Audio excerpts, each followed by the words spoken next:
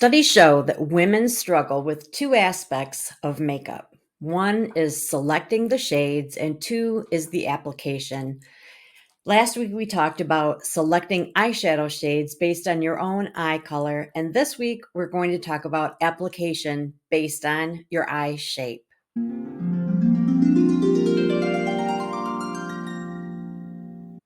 I'm Michelle Fox from Michelle Fox Beauty and Michelle Fox Online. And I really love this topic because I've learned over the years how to accommodate, how to bring out the parts or the aspects of my eye that I want people to look at and to compensate for the parts that I hope that they're not looking at. Because my eyes have always been a little bit droopy, and just the way that I hold my muscles or something, I tend to open one eye bigger than the other. I've always known that. And then as I've aged, my eyes have gotten what they call hooded with age. And it took me a while to understand that I could actually improve the appearance and the shape, the way that my eye looked with makeup application. And so the more I've understood how that works, the more fascinated I've become, and the more I enjoy teaching others these same theories. So I think the first thing that we need to do is talk about eye shapes. Most of us, many of us, have not thought about it. And oftentimes, when I sit down with someone and ask what they think their eye shape is, they have not thought about it. They don't know. And even looking in the mirror, they're like, what are my options? I don't know what to say. I don't know what to choose. And that is true on so many levels. We don't often look at ourselves in that analytical way. We don't know the lingo. We haven't seen, well, this is an example of this kind of an eye, and et cetera, et cetera. So we're going to go through that today. And the more you can understand how your eye is shaped, what parts are higher and what parts are lower and what parts are prominent, then we'll talk about how lighter colors bring things forward and darker colors push things back. And you'll begin to see that we are just trying to morph your eye into what's considered the perfect shaped eye, which is the standard, the basic eye shape, the almond shaped eye.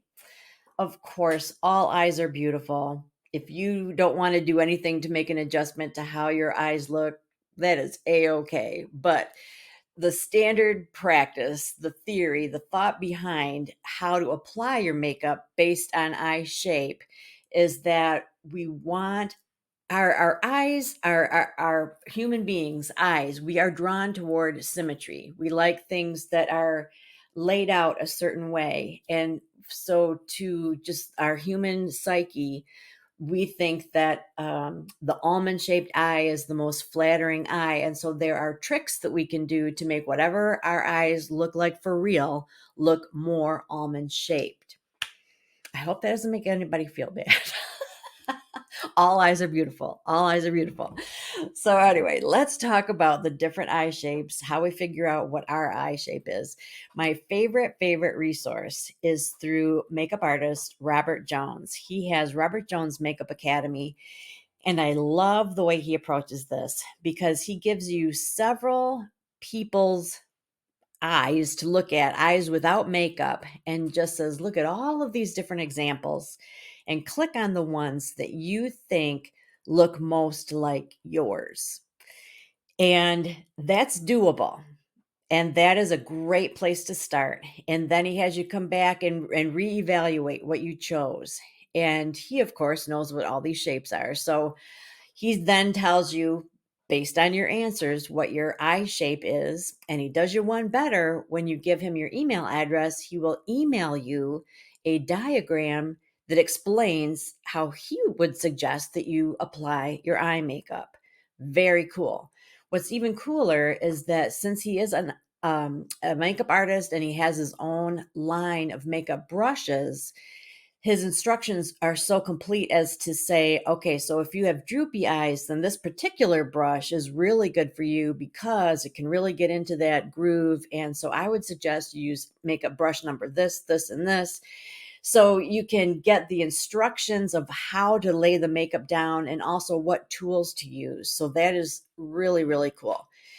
I think we also need to talk about the different parts of the eye, so we're all on the same page when I refer to your brow bone and your upper lash and lower lash and all that stuff. So we're going to look at that as well. So I guess we'll just jump right in. Let's get some pictures on the screen. You know, I like to pretend I'm a teacher and put things up on the blackboard. Let's see here. Okay. So this is Robert Jones' Eye Shape Finder. And like I said, I love it. And I will have the link for this both in the blog and in the YouTube description. So you'll find it very easily. He explains the concepts behind why it's important. But here is the part that I was going on and on about is that you will go through several different examples, not just these. Okay. This is just the start. You will go through all of these. Okay, she's not really red. There we go. You'll go through all of these examples and choose the ones that you think look most like your eyes. And as you choose, so let's see, I will pretend I'm doing this. I will say her. As you choose, oh my gosh, the ones that you select are put over on the left side. So hold on, I can't think and talk and click at the same time. So you can go through and decide, okay, I think these people's eyes look like mine. And then when you're done, if he wants you to one more time, take a moment to look through and say, okay, let's look closely. So actually, she's got a lot more brow space, you know, or this brow bone than I do. So I'm going to take her off. So you can click it to remove them. So take a minute to like really make sure these people's eyes, yeah, hers, those are too perfect. That they look like yours, okay? And that you're seeing, yeah, her eyes are too little. I think these three are probably the ones. So then you fill out your name and email, and then he will send you, like I said, the results. It's just a really cool way to get things started. For our purposes today, we are going to be talking about as we talk about application, I'll be referring to the brow bone. And so that is this high area up here, just right underneath your brow. You can actually feel that bone. And when we talk about the crease, there is an actual crease that is where, without any makeup, you can see like a seam in your eyes. There's a bend in here. And if you put your finger and sort of press in there, you can feel, you know, like this is your eyeball, and you can feel that this is where your eyeball meets the brow bone. And so that is where your physical crease is. But oftentimes we create our own crease. So there's your actual crease, and then there might be a crease where we choose to create a crease a little higher than what our actual crease is. So you have to kind of listen to the verbiage with that. When we say lid, we're talking about the actual almond-shaped part of your lid, the mobile, movable part of your lid. Upper lash line is pretty obvious, lower lash line. And then the outer corner, we do the darker shades typically in this outer area here. When we talk about makeup application, we'll often hear the expression outer corner, and it's referring to this area where you put the darkest accent color out here. But there will be different techniques based on your eye shape as far as that goes as well. So the eye shapes that I've seen listed online most often, they call up different things depending on who's listing them, but it's your basic shape or standard. But the almond shaped eye is considered the perfect eye. Wide set means that your eyes are farther apart than one eye size. I'll show you an example in a moment. Close set is the opposite. Your eyes are closer together than one eye. Hooded, you can have hooded eyes all along your whole life, or they can become more hooded with age. It's where the skin on top rests a little bit heavier and comes down a little heavier. we'll see examples of all of these. Deep set, it really looks like your eyes are sort of pressed back into your socket. The single eyelid or the monolid, some people group these together, the hooded and the single eyelid, but they really are quite different. The monolid, it is really difficult to find a crease because it seems as if there's only one surface to work with. So in that case, you are really creating a crease. These are mentioned a lot, but we aren't going to show examples of how to apply makeup on these different shapes today. But I just wanted to at least, you know, give them their due. So you can have eyes that are upturned, meaning that the corners, the outer corner is a little higher than the inner corner, or downturned, meaning the opposite. Prominent or protruding, where it seems like the eyeball, the structure, like it is kind of instead of being set back. So I guess it would be the opposite of a deep set, where it's really you can see almost like the shape of the eyeball. Round eyes, where usually people have really big, noticeable eyes. That shape is usually a round eye. And droopy eyes, or might call them bedroom eyes. Those are where it's kind of a combination of where they're downturned, they might be hooded, but where it's like a puppy dog kind of a look. All right, so now let's get going. We're going to talk about the actual shade placement at long last.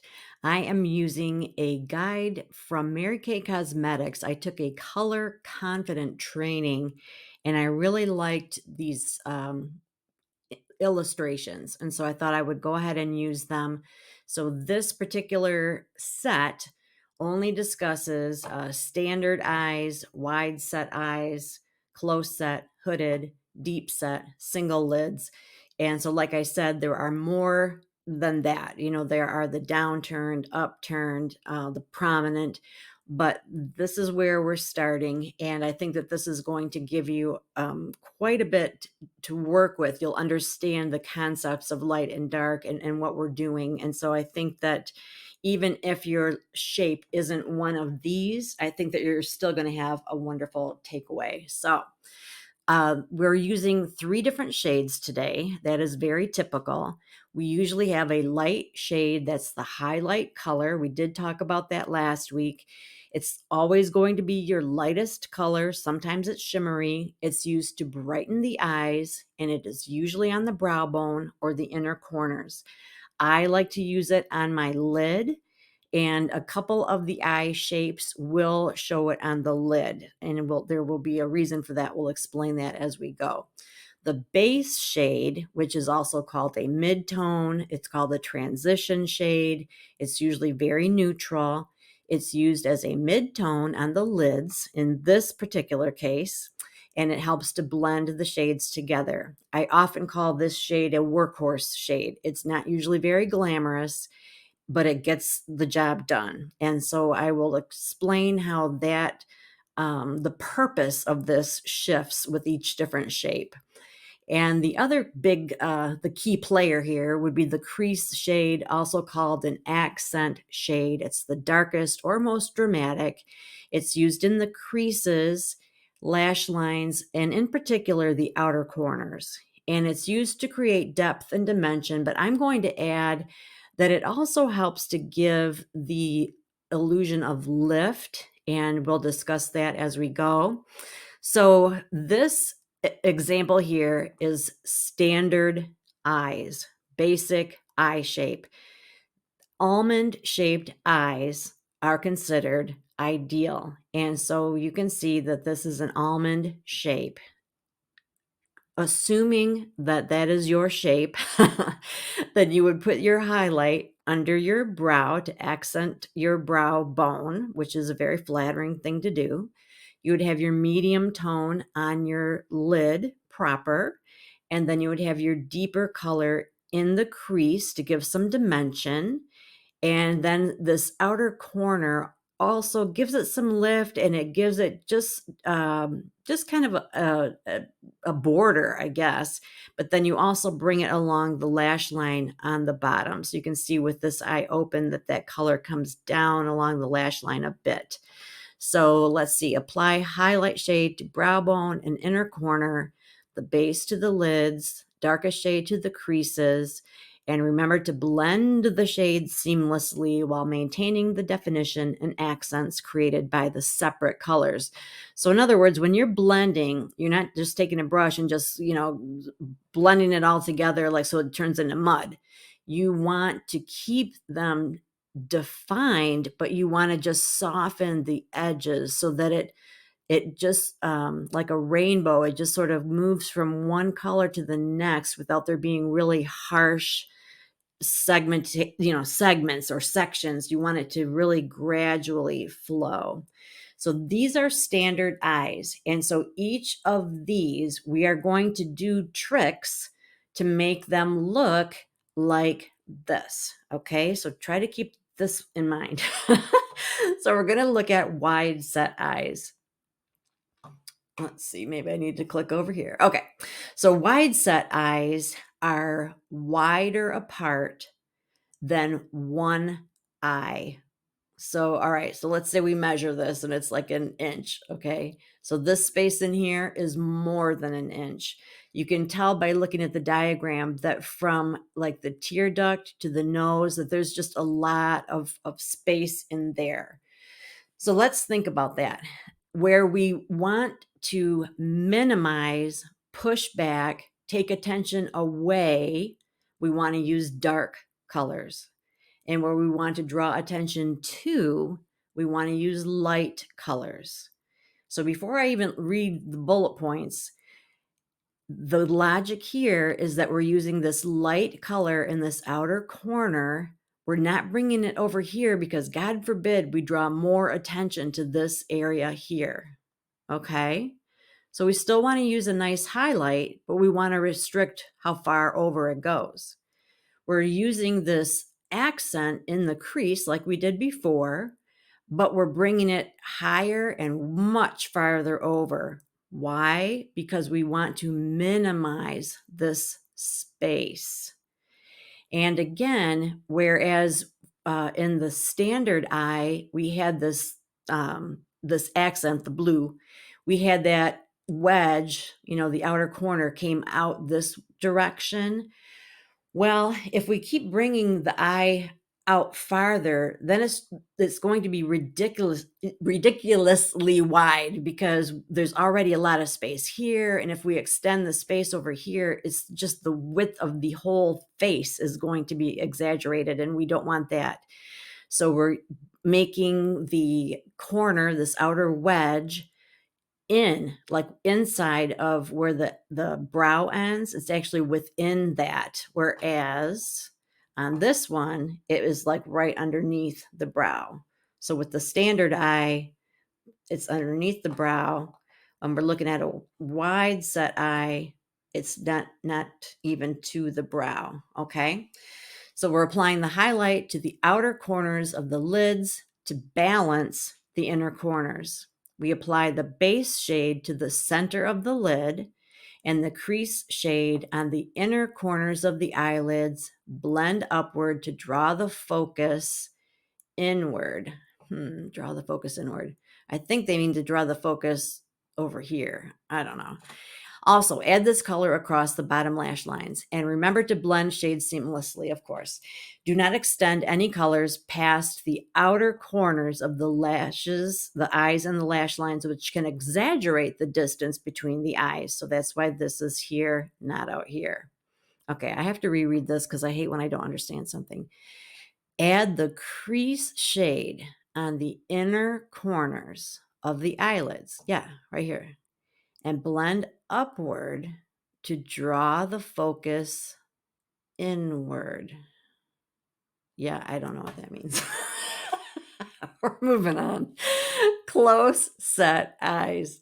So this is the opposite. So look at how little space there is from the tear duct to the nose. Tiny, tiny bit of space right here.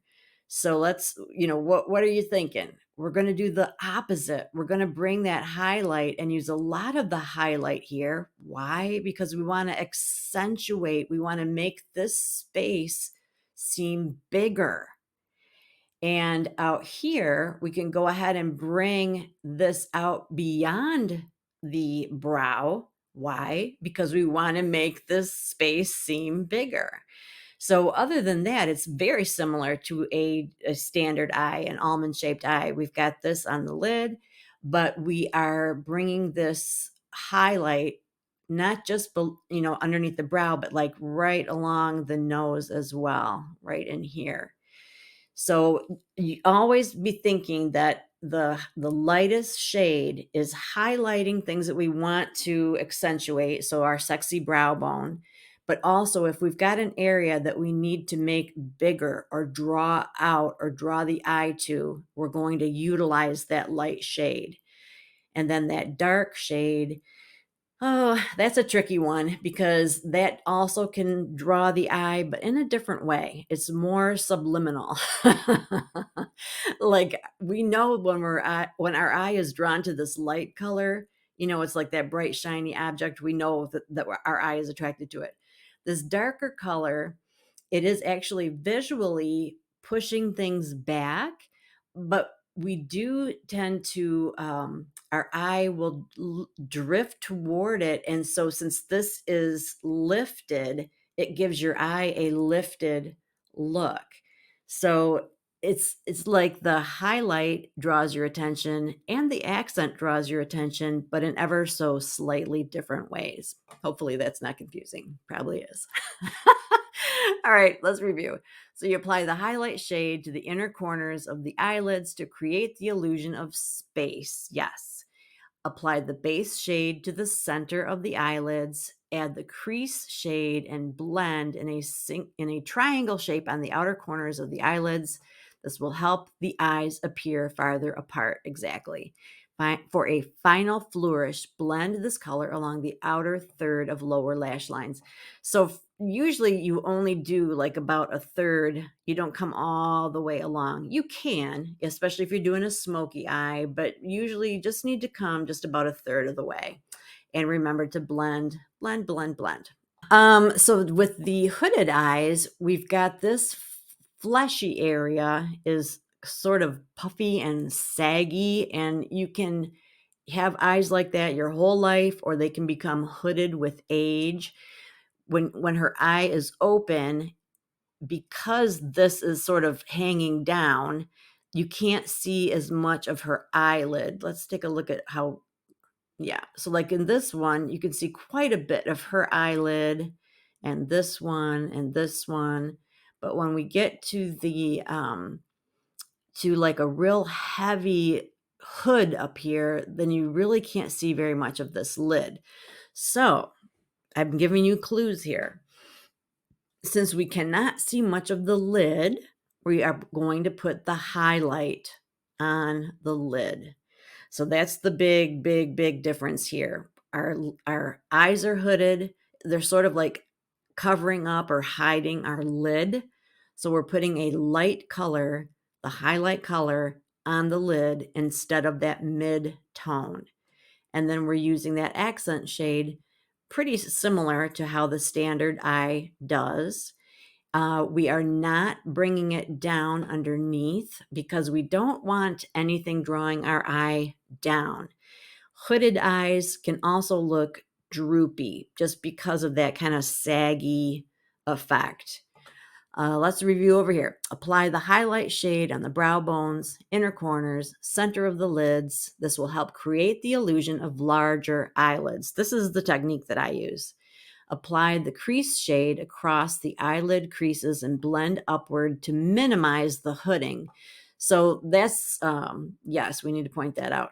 So whereas the other techniques are going to stay pretty much right in the crease or slightly above the crease, in this case, we're going higher, quite a bit higher than the crease because we're using this dark color to push back this heavy lid, this heavy area, this, this puffy hood.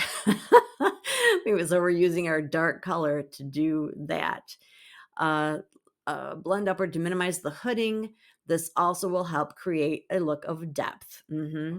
And remember to blend, of course. A mid-tone color can be added and blended on top of the darker color to soften harsh lines. So you may have noticed that this only has the light and the dark.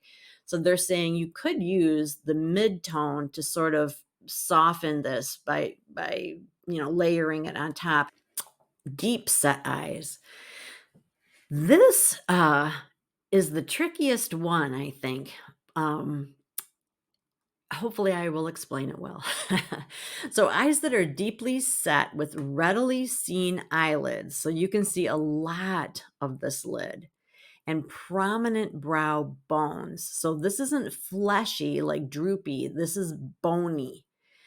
You can use this technique to help the brow bone appear less prominent. You want to apply the highlight shade basically over everything, okay? And then we're going to take that crease shade and we're going to blend it up onto this this bony area to kind of help push that back. So whereas before we were pushing back that fleshy hood and we really wanted to cover up quite a bit of it, this we're just trying to kind of sculpt. Well, maybe sculpt isn't the right word, but we're trying to soften the look of that prominent brow bone, and just by interrupting it with this color right in this, kind of going right along the center of it with this color is just breaking it up enough to soften up that edge and then bringing it down along the lash line.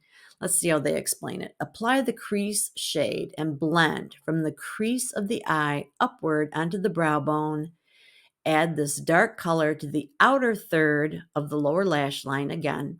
And remember to blend. Application tip, notice how the crease shade extends slightly higher, that's for sure, on the brow bone of a deep set eye than it would on a standard eye. Yes, for sure. So they're not so much focusing on putting this crease shade in the crease, and they're not using a mid-tone really at all.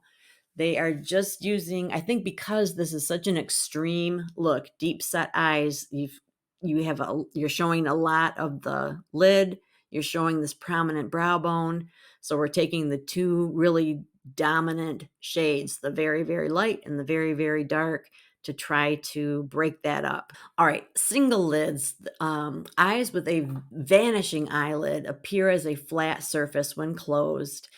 They don't actually have a natural crease, or they do, but it's very difficult to see. It's when their eye is open, you can't really see their movable lid easily. So to create the look of a crease, we're doing something kind of like what we just did with the deep set eye.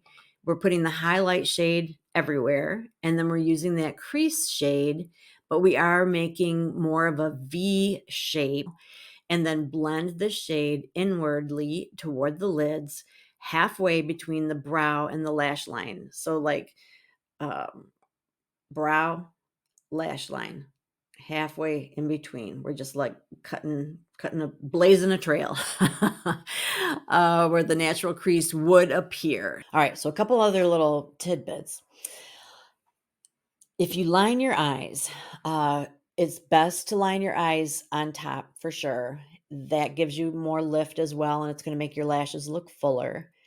When you line only your lower lashes, it drags things down. For years, I only did the lower lashes. I was convinced that I couldn't line on top because I just couldn't get it even or something, but that is incorrect. If you only line the lower, it is not a flattering final look. So you can line top only, but you don't line bottom only. So you line top and bottom, but not just bottom. And what I've started to do is I will use black on top, and it makes my lashes look fuller because it sort of I like the look of false lashes, but I don't always have time to do them. So I use the black liner to help really fill in my real lashes. But then I use a much, much, much lighter liner underneath. If I didn't wear glasses, I wouldn't use a liner underneath at all because really I'm all about lift. But when my glasses are on, sometimes uh you can't see my top lashes. And so if I don't have anything on under here and my glasses are positioned in such a way that you can't see my midtone or my accent, then it just really looks like I don't have anything on at all. And I just don't like that because figure if I do the time to put the makeup on, I want it to show. So when I wear glasses, I put some kind of color underneath and I'll use mascara underneath. If I didn't wear glasses especially because I'm over 40, well over 40, uh I would just line and lash up above. I think that that's a very youthful look. So if you can get that, if you can pull that off, give it a try. So the hardest part about this lesson is that there are so many possible eye color shades, there are many, many, many possible eye shapes. And a lot of us really probably are a combination of a couple different shapes. And our shape changes as we age. So we got, some things to deal with. But I think that Robert Jones' tool will really, really help you determine the shape that you are at right now. And then, like I said, if you provide your email, he will actually give you a diagram that will work for your eye shape. And that is priceless. Like you will really, really enjoy that. And that will be very useful for you. So I suggest that you do that. And then I will also have all of these diagrams in the body of the blog. So you can refer to that, refer back to it. But seriously, you can Google it. And one of the best ways to help figure out what your eye shape is just to ask a friend, because sometimes we don't have an objective, we just can't be objective about it. So if you just say to somebody, "What do you think my eye shape is?" You might be surprised what they say back. But if you disagree wholeheartedly, get a second opinion. But give it a try. Once you know what your eye shape is, and then see if you need to switch up your application style. I would love if you would come back and then let us know if that made a difference. Even better, if you could take a picture of how you do your makeup normally, and then take a picture of how you do your makeup using a certain technique based on eye shape, that would be really cool. That's extra credit. Okay. I'd have to give you a prize. You would get a prize. Okay. I'm just saying that you're getting a prize. But that would be really, really a neat thing to observe. And I know that I have seen a difference, particularly with this is called ptosis, where one eye is droopier than the other. And it's a condition. So I have that, and I have definitely seen an improvement in how that looks in pictures as I have adjusted my eye makeup application. So I know that these things work. So I'm anxious to hear how other people, apply it. Little pun. So thank you so much for paying attention. And this was a long one. It's a lot to process, but all this information, like I said, is in the blog. So come back, take screenshots of what you want to keep, and be sure to get that info from Robert Jones. And if you haven't yet snagged my freebie called the 12 tips for perfect eyeshadow application, you want to get that. It just has bullet points of what we've covered last week and this week. And I think that's a really useful resource for you. So thanks again. I hope that you take a quick sec and give this a like. And if you haven't subscribed yet to my channel, Michelle Fox Beauty, if you would do so, that would mean the world to me. If you're on my blog and you would like to be on my newsletter mailing list, there's a box all the way at the bottom that you can check for that. So the next series that we're going to do is on serums, the ingredients that make serums red hot right now. Each week I'm going to discuss a different ingredient. And at the end of a 4-week series, I'm going to tell you which serum I would choose if I was forced to choose only one. So you'll have to stick around to find out. Thanks again. Have a great day. I'll see you next week.